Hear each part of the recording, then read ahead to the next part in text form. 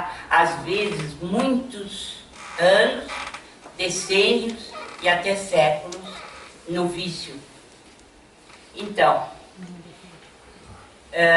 Aulus diz que a providência divina tem 1000 processos de reajuste.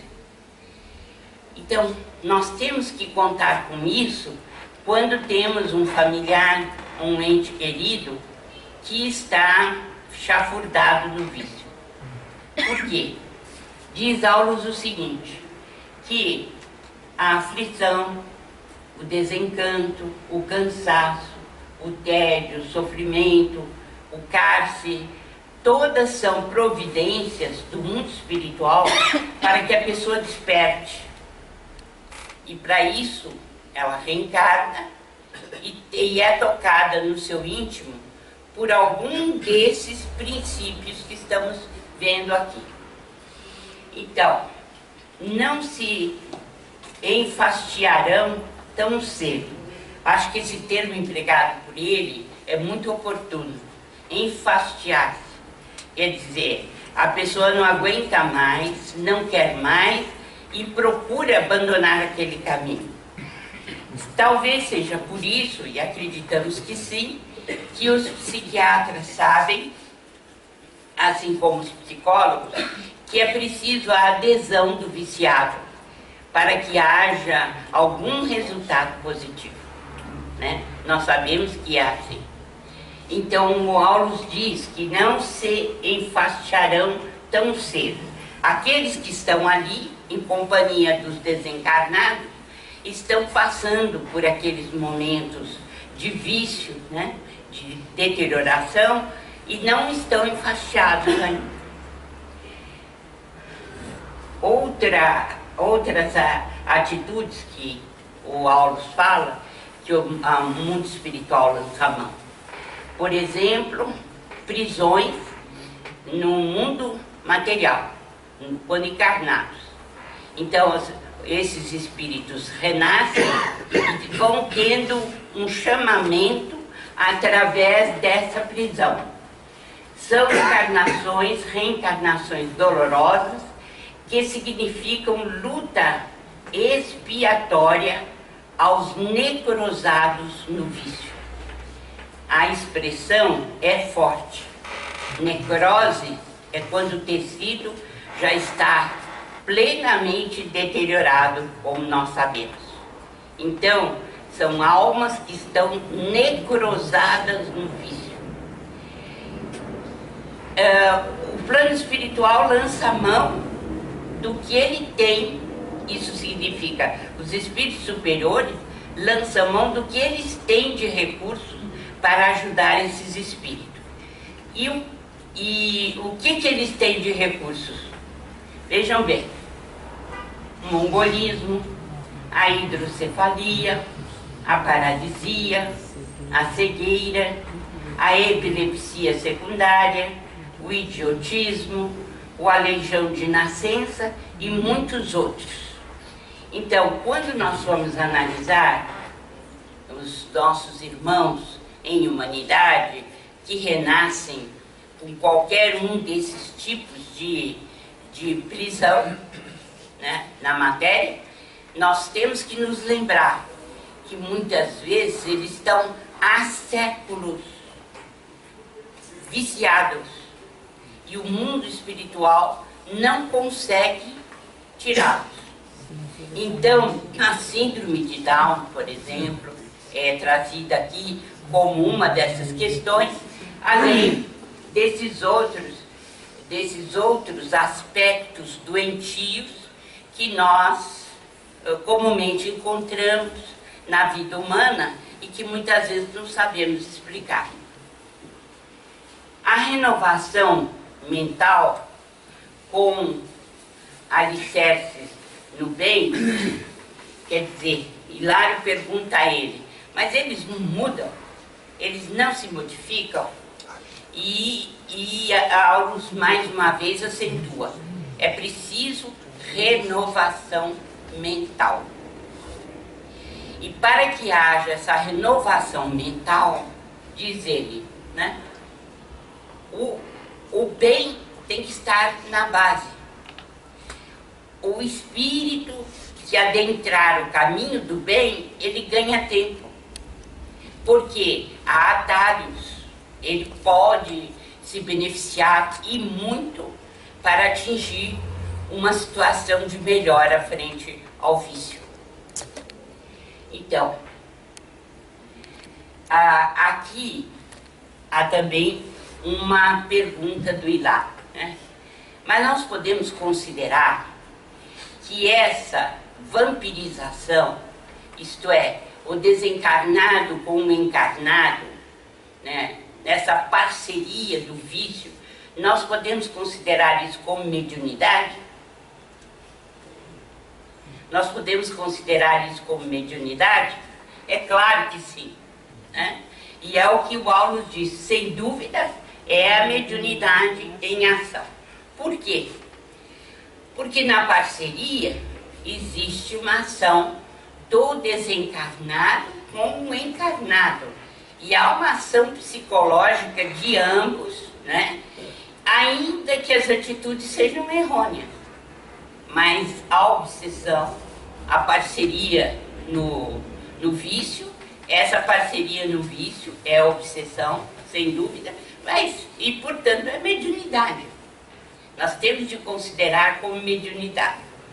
Então aqui vocês já estão percebendo que Aulus não apenas vai ao centro espírita para falar equipe mediúnica, psicofonia consciente, psicofonia inconsciente. O que ele faz? Ele vai a um bar, um local, um restaurante de segunda classe com viciados de toda ordem e diz para os seus pupilos, olha, isso também é mediunidade. Então, aquilo que aprendemos, que todos nós somos médiums, de fato, todos nós somos médiums.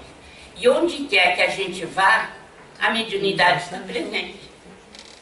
Não adianta dizer, só no centro espírita a gente vai receber espírito. A parceria se dá o tempo todo, né? No local de trabalho, na via pública, onde quer que a gente vá, existe a parceria e a mediunidade. É isso que o Aulus quis mostrar para eles.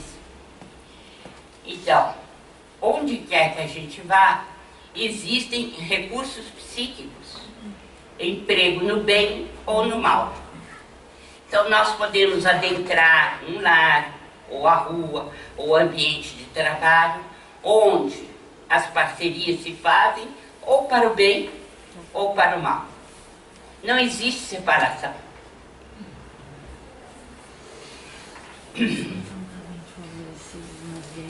Muitas vezes, diz Aulus, existem pessoas altamente favorecidas pelo intercâmbio, mas são dominadas por forças negativas. É aí que entra a obsessão. Não basta a mediunidade. Precisamos da doutrina espírita para controle. Não basta dizer que todos somos médiuns. Não basta dizer que temos diferentes parcerias. O importante é saber com quem. Parceria com quem? O que é que eu estou fazendo? O que é que eu estou buscando? As minhas atitudes são construtivas no bem ou não? É essa a pergunta que se tem que fazer.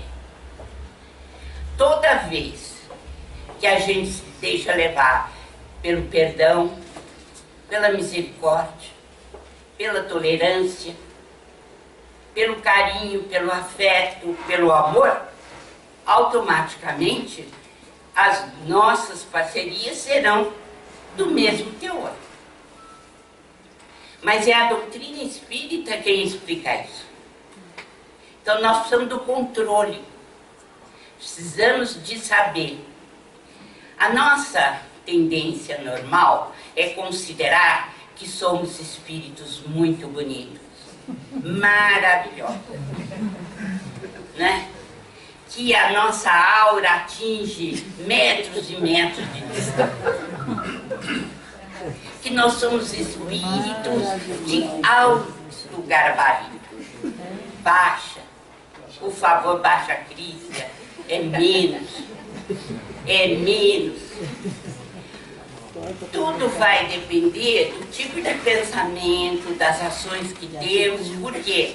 Porque elas vão determinar as companhias que estão conosco.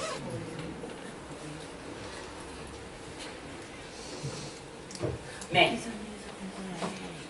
Aulus, vocês sabem, ele tem uma visão bem ampla do mundo espiritual. E ele está observando o local onde eles estão, e ele propõe a André Luiz e Hilário para adentrarem num determinado local deste edifício, desta construção. Chegando lá, o que ele mostra para os pupilos, né?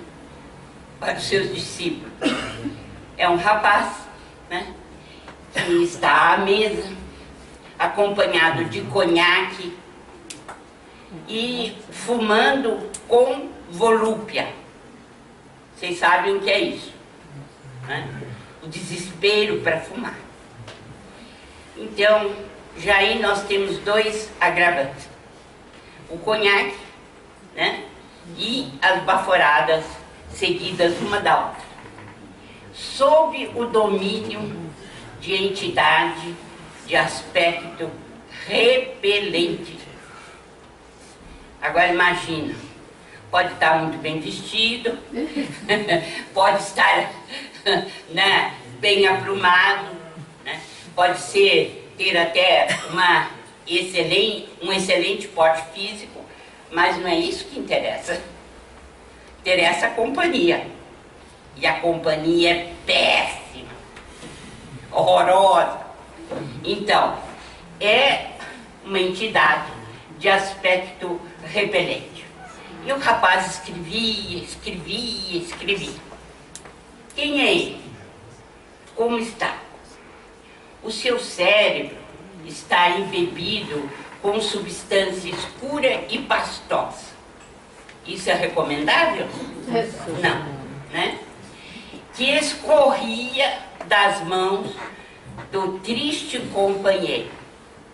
Quer dizer, o cérebro dele não está nada recomendável, né? Então, o que diz Aulus? O nosso amigo é um hábil médium psicógrafo. É claro que ele nem imagina que é, mas ele é um hábil médium psicógrafo. Tem as células do pensamento integralmente controladas pelo infeliz cultivador de crueldade sob a nossa vista. Tem a imaginação tomada por ele, assimila-lhes as ideias. Por quê? O rapaz quer produzir páginas escabrosas para vender jornal. E encontrou alguém que lhe fortaleça a mente. Né? Junta a fome com a vontade de comer. Né? Existe a corda junto com a cação. E aí, infelizmente, é uma parceria que vai produzir bomba. Vai produzir algo destrutivo, negativo. Qual é?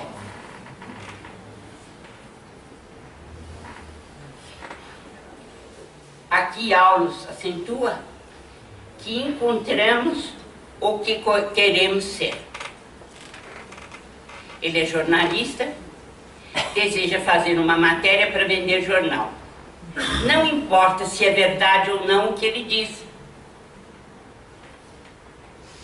Não está sob qualquer disciplina, tem inteligência vivaz, é manejado por entidades perturbadoras. Tem as excitações do álcool e do fumo que saboreiam juntos, tanto a entidade quanto ele. Reportagem, ele pretende fazer uma reportagem perniciosa envolvendo uma família em duras aflições.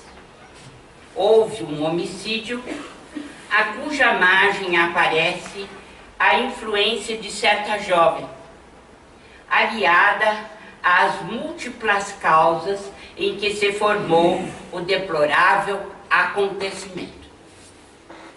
O rapaz, jornalista voltado ao escândalo, uniu-se mentalmente a ferrenho e viciado perseguidor da menina.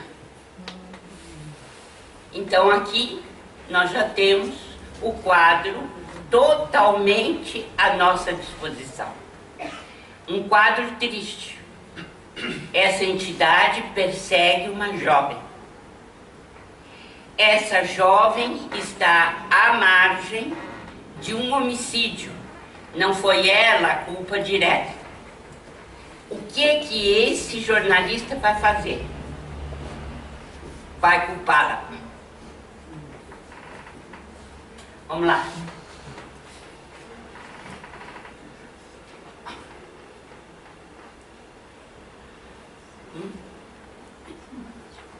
Entrou o quê?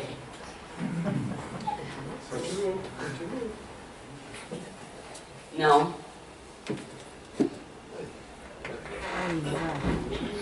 Não, tá errado. Vamos pegar outra. Não, é da aula passada. Vamos ver se a gente consegue. Tá errado. Vamos ver se a gente consegue pegar. Dá, por favor, lá.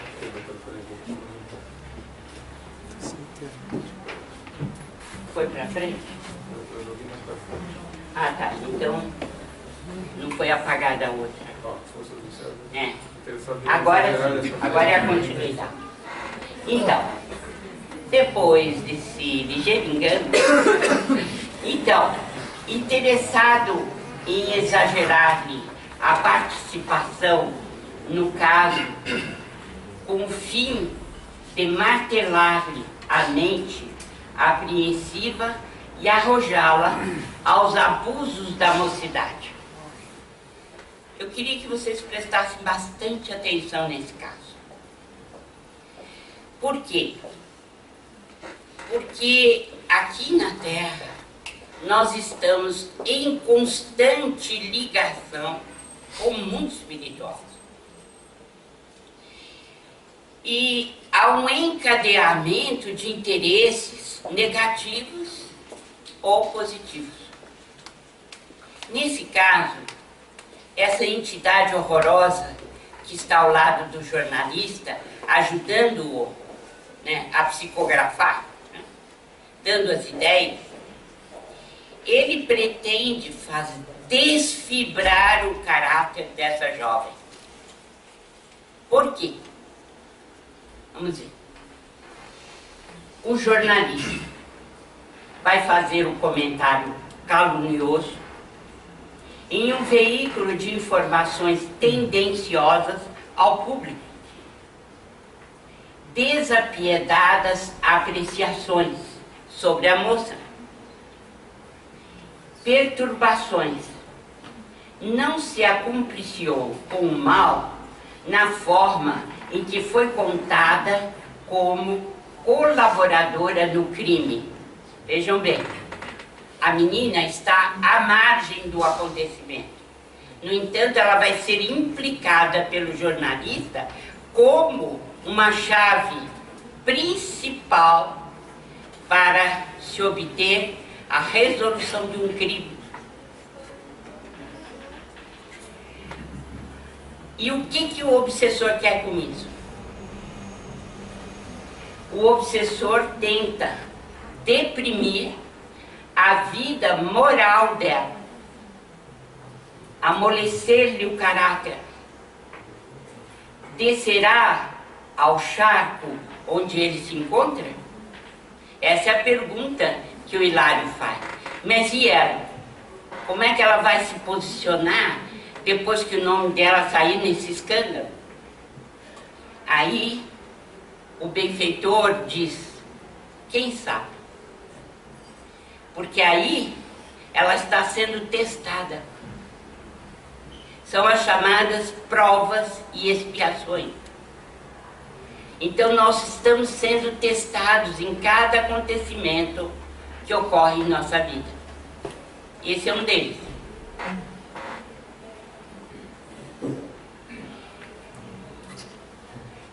Aqui vem a explicação do Alves, que a gente vai dizer assim, coitadinha, né? Ela foi envolvida nesta situação, mas ela não tem participação direta. De fato, nós temos que torcer por ela. Mas o que o Aulus fala?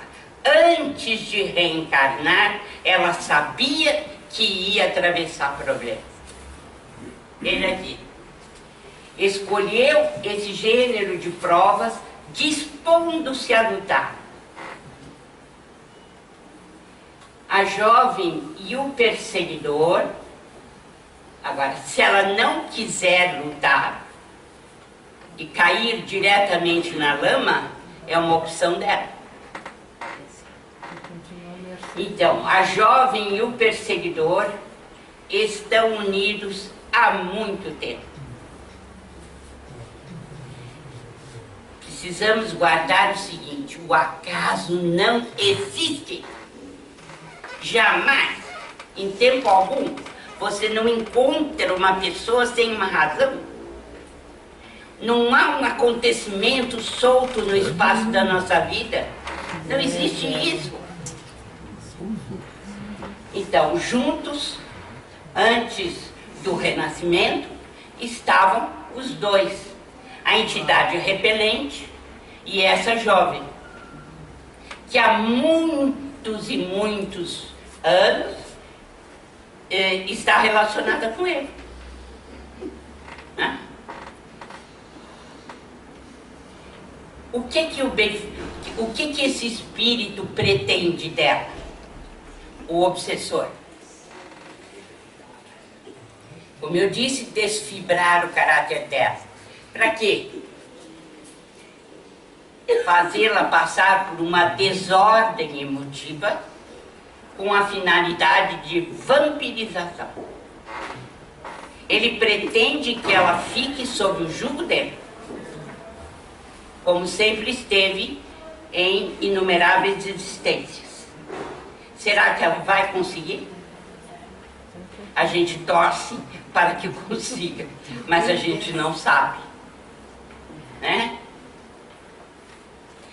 Ele poderia até o Aulus ficar ali, né, e dar maiores esclarecimentos, mas ele diz, nós não podemos nos desviar, temos que voltar para compreender mais sobre mediunidade. Mas para todos nós fica um grande ensinamento. Não existe o acaso. E uma entidade repelente não nos encontra por acaso. Significa que podemos ter ligações com essa entidade de muitos séculos. Antes de reencarnar, a gente diz, eu vou me libertar. Mas como diz o Aulus, será que vai? E a prova está na forma como ela vai ultrapassar a calúnia. Como ela vai ser levada para a boca do povo e como ela vai reagir. Mas isso não existe o acaso. Foi escolhido antes dela reencarnar. E ela sabia disso. Nós não somos inocentes. Ninguém está aqui na Terra inocentemente. E aqui tem lições fabulosas que o Aulus vai jogando assim, à medida que ele vai conversando com os pupilos, né? Onde há pensamento, há correntes mentais. E onde há correntes mentais, existe associação. Pensou, ligou. Acabou, dançou. Né? Ah, não, são pensamentos assim que eu tenho. Ó, para com isso. Não se engane. Todos nós estamos banhados nos próprios pensamentos. Então, e toda associação é interdependência e influenciação recíproca. O que nós temos que optar é por uma vida nobre. Como é essa vida? Trabalho digno, bondade, compreensão fraterna, serviço aos semelhantes, respeito à natureza, oração. São esses os meios mais puros de assimilar os princípios superiores da vida. Porque aqui eu quero recordar para vocês algo que nós já vimos. Existem os princípios superiores da vida girando no universo inteiro. São os pensamentos abençoados de Deus. Todas as vezes que nós nos colocamos em sintonia, esses princípios entram dentro de nós. É simples, não é? E por que não fazemos? Por que a gente se acomoda com a calúnia, com a intolerância, com o ódio, quando o sistema é o mesmo? Você aciona as forças que você quer para você, todos os dias. E por que a gente não assimila essas forças que ele está falando aqui? Bem, damos e recebemos em espírito segundo leis universais. Nesse momento, eles saem para fora para irem até o centro espírita, onde vão continuar com as aulas do Aulus. E nesse momento passa uma ambulância. E lá dentro tem um senhor de cabelos grisalhos. E ele está abraçado por uma entidade lirial, de grande luz. Então, ele está prestando na ambulância o seu serviço para um sofredor, para um doente. Então, Aulus diz, nem tudo é energia viciada. Mas é espírita? Perguntou. Ah, por que ele perguntou isso? Perguntou lá. Aí a resposta clara. A bênção do Senhor pode descer sobre qualquer expressão religiosa. Profissional generoso e humanitário, ele está ali a serviço do bem, diz Aulus. Não lhe bastam o título de espírita e de médico. Isso não é importante. O título não é importante. Então, ele tem boa consciência e um coração que irradia paz e fraternidade. Isso é o que importa, é o que você é, de fato. Não o que nós pensamos que somos. É diferente. Sim, ele é médium, diz Aulus. Incorpora as correntes mentais dos gênios do bem. Através do quê? Do seu trabalho maravilhoso, né, de abnegação para com os seres humanos.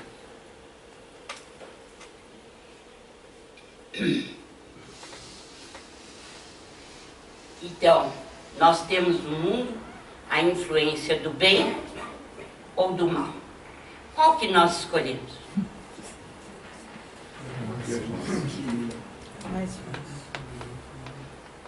Em todo lugar existe a presença de faculdade mediúnica. Nós assimilamos segundo a direção feliz ou infeliz da nossa vida. Existe uma força peculiar a todos os seres. Essa força é o pensamento que gera as correntes mentais. Ela tem que ser útil e tem que ser disciplinada. E ele faz uma ideia muito bonita no final do capítulo, dá-nos uma ideia seguinte: você vê uma cachoeira e logo pensa em eletricidade, aquela queda maravilhosa. Mas se você não puser a canalização, se você não puder a aparelhagem e distribuir os recursos, você não vai conseguir nada. Vai ser simplesmente um espetáculo bonito, mas sem função para ninguém.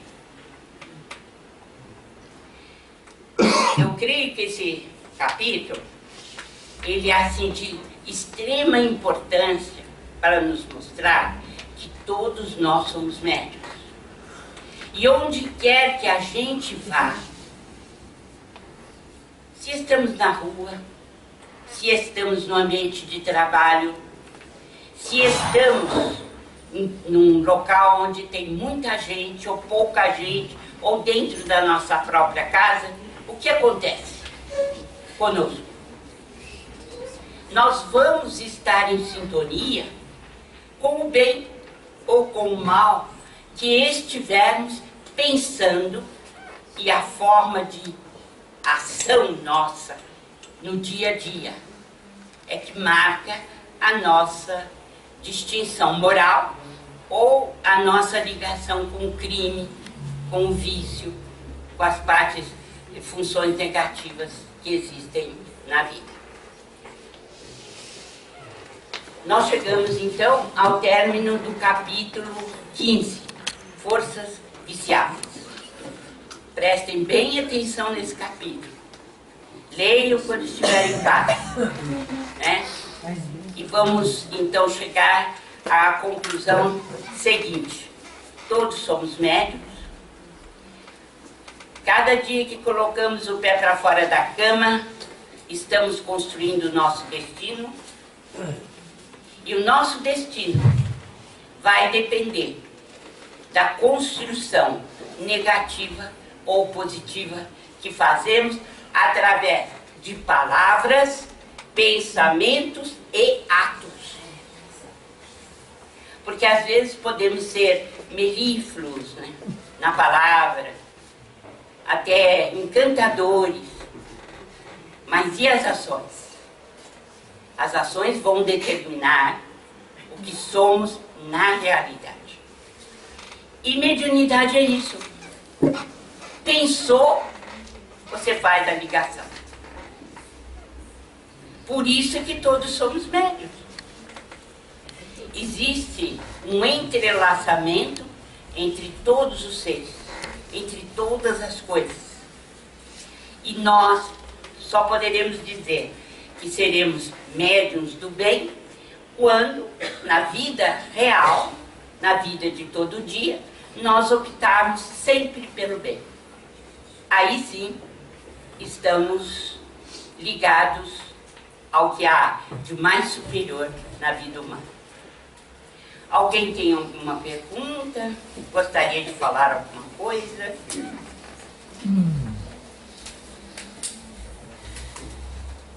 Doutora, aquele livro lá, Instruções Psicofósicas, foi escrito mais ou menos em 1952 até 54, né? Eu queria que a senhora explicasse para mim como se processa a mediunidade. O Chico Xavier, ele ouvia as palavras dos mentores e como que ele passava no papel, como é que poderia produzir a mensagem. Tá ruim isso aqui. Já entendi. Instruções psicofônicas. Inclusive tem mensagem do Auro lá. É. Auro, né? Instruções psicofônicas e vozes do grande além são mensagens que Chico recebeu por incorporação, por psicofonia. Isso era registrado em um gravador de rolo bem grande e depois alguém passava para a máquina, naquele tempo era máquina, né? De datilografia, e Chico revia para ver se não tinha nenhum erro. Muitas vezes era o próprio Chico que fazia isso. E saiu aquela maravilha que está lá.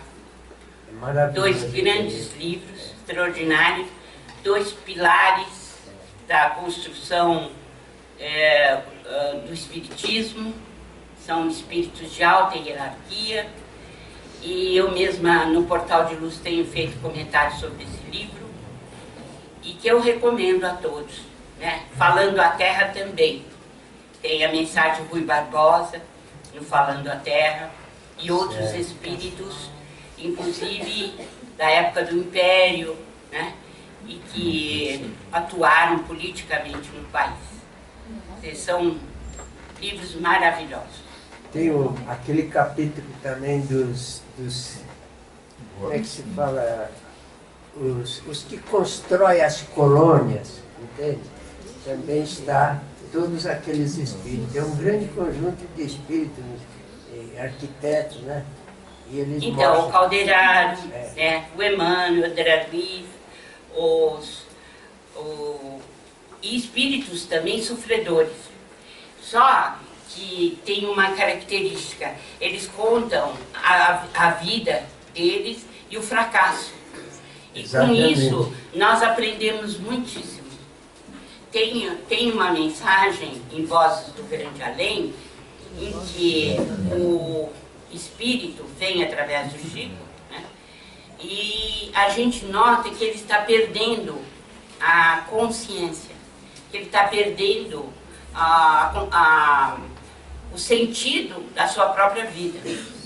E aí a gente observa que tudo aconteceu a partir do momento em que ele matou a própria irmã, porque ele queria ficar com a fortuna. E eram só dois herdeiros, ele e a irmã. E ele preparou tudo, fez com que ela tocasse uma música muito triste para a vizinhança ouvir, ela escrevesse uma carta de despedida, né? E ela estava muito doente, e ele falou que ia fazer um unguento para auxiliá-la na gripe. E ele envolve o cano do revólver num lenço e atira no coração dela, no momento em que está junto dela. Ninguém percebe que não foi suicídio. Ele entra na posse da fortuna toda, né? E até que, no fim, ele morre mais cedo, porque ele desencarnou de um desastre, um automóvel, né? Mas você nota nitidamente que ele vai perdendo a consciência à medida que ele vai falando. E tudo indica que ele vai ser esquizofrênico, porque ele está perdendo o self, ele mesmo está fragmentado, né, em virtude desse crime que ele cometeu. Se tivesse sido descoberto na Terra, a situação dele até poderia ser melhor. Não, e isso e tem tantos outros que realmente é notável. Igual o caso do Antônio Olímpio, por exemplo. Do Ação e Reação. Ação e Reação, né? Mais alguma coisa? O livro é Vozes do... grande além. Vozes do grande além e instruções psicofônicas e falando a terra. São 3. Vamos trabalhar.